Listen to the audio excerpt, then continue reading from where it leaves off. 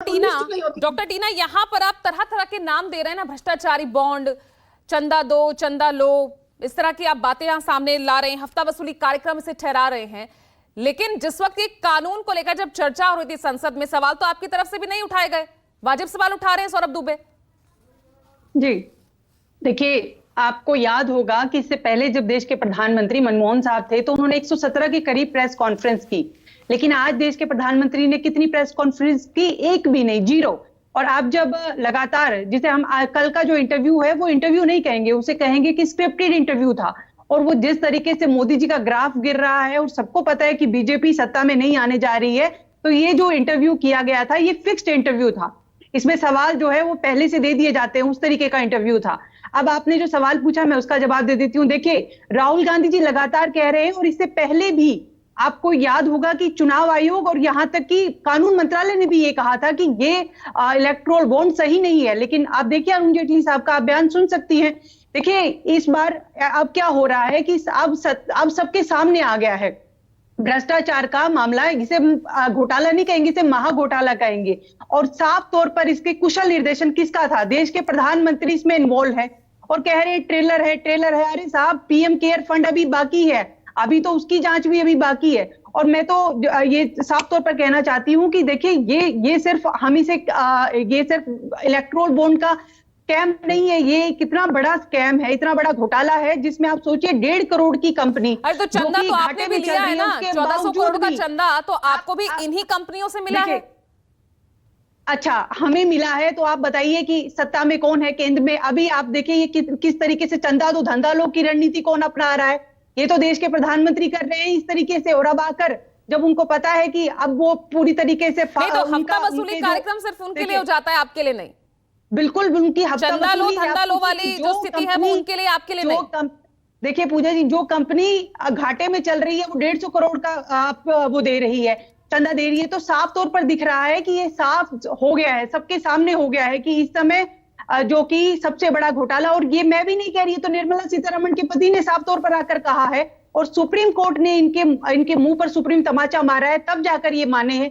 नहीं, इससे पहले तो ये दिखाने को भी तैयार नहीं थे। तो कह रहे थे कि चुनाव जब रिजल्ट आ जाएगा उसके बाद दिखाएंगे एसबीआई। तो देखिए, ये साफ दिख रहा है कि इस समय देश के प्रधानमंत्री एक ऐसे घोटाले में शामिल हो चुके हैं, इसलिए उनकी आंखों में डर सता रहा है। कल आप देखेंगे इंटरव्यू में किस तरीके से घबराए हुए वो इंटरव्यू दे रहे थे। तो साफ दिख रहा है कि इस समय घोटाले में सबसे बड़े देश के प्रधानमंत्री पाए गए हैं। और ये सिर्फ जिसे कहें कि आप देखिए, इस समय देश में सबसे बड़े मुद्दे हैं बेरोजगारी, महंगाई। कोई भी इंटरव्यू में इस तरीके के सवाल ही नहीं पूछे गए। अब इलेक्टोरल बॉन्ड पर तो वो जिस तरीके से हम कहेंगे कि इलेक्टोरल बॉन्ड पर सवाल पूछे तो भी गलत, ना पूछे तो गलत है ही, पूछे तो भी गलत। जवाब कहां दे पाए? जवाब कहां दे पाए? आरटीआई से किसने बाहर रखा? सवाल पूछ, इनको जवाब देना चाहिए था। आरटीआई से बाहर रखा गया। और आप देखिए सौरभ दुबे, सिर्फ पीएम केयर फंड अभी तो सबसे पहले इनसे, टीना जी से पूछिए कि घोटाला जो कह रही है, घोटाला किस प्रकार का है। इनको जानकारी में जनता के सामने लाइए कि घोटाला आप शब्द कैसे कह रहे हैं, घोटाला किस प्रकार से है। और अगर घोटाला है तो कांग्रेस पार्टी और अन्य पार्टियों को मिला के जो 6000 करोड़ रुपए गए हैं, जो अकेले टीएमसी को 1600 करोड़ गए हैं, जो कांग्रेस को 1400 करोड़ गए हैं, उसका हिसाब किताब आप बताइए। क्या उसको घोटाले में डालते हैं या फिर उसको ये मानते हैं कि आपकी पार्टी को चंदा आया? पहली बात। दूसरी बात, पहले आप ये तय कर लीजिए कि प्रधानमंत्री अगर इलेक्टोरल बॉन्ड पे बोले तो भी समस्या, नहीं बोले तो भी समस्या।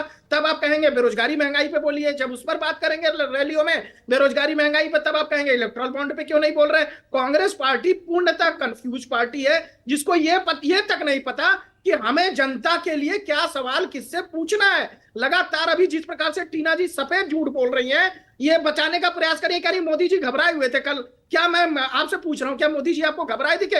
एक तरफ आप कहते हैं कि आप इंटरव्यू जो है वो फिक्स था आपका, दूसरी तरफ कहते हैं मोदी जी घबराए हुए थे। अब बताइए, इससे ज्यादा कंफ्यूजन की। लेकिन सौरभ दुबे, यहाँ अगर इस मुद्दे पर आकर अगर पीएम को सफाई देनी पड़ रही है तो सवाल तो उठेंगे।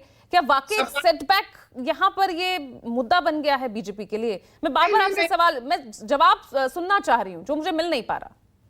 पूजा जी, देखिए वहां पर सफाई नहीं दी। अब आप उसको सफाई में, पहले इलेक्टोरल बॉन्ड पे अगर आप प्रधानमंत्री जी से कोई जानकारी चाहते हैं, आप संसद में चिल्लाएंगे कि मणिपुर पे जानकारी दें तो आपको समस्या है। आज इलेक्टोरल बॉन्ड पे मणिपुर में भी उन्होंने अभी रैलियों के अंदर बोल दिया अभी आज इलेक्ट्रॉन बॉन्ड पे बोला तो आप कह रही हैं सफाई दे रहे हैं। सफाई नहीं दे रहे हैं। जो देश के सामने नहीं, अगर प्रधानमंत्री ने ये कहा ना कि निर्णय लेने में कोई कमी नहीं है, निर्णय लेने में हम सीखते हैं और सुधार करते हैं, और इसमें भी बिल्कुल। सुधार की संभावना है, यानी कमी तो बिल्कुल। रही ना इस कानून में, ये तो मान रहे देखिए, हैं पीएम भी। आज तक जो है कोई व्यवस्था नहीं बनाई गई थी पिछले 70 सालों में, जब तक कांग्रेस पार्टी शासन की।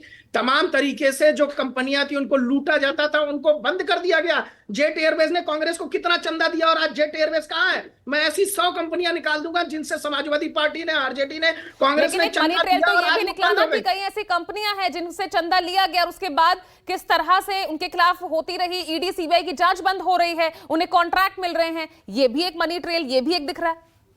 आज किसी भी कंपनी पर जिसपे ईडी का छापा पड़ा हो, जिसपे आईटी की रेड पड़ी हो, उस पर किसी भी प्रकार से कहीं भी उसको जो है बंद नहीं किया गया, रोका नहीं गया। ठीक देखिए है, बात को आदिल समझना अहमद पड़ेगा। खान, मुझे लग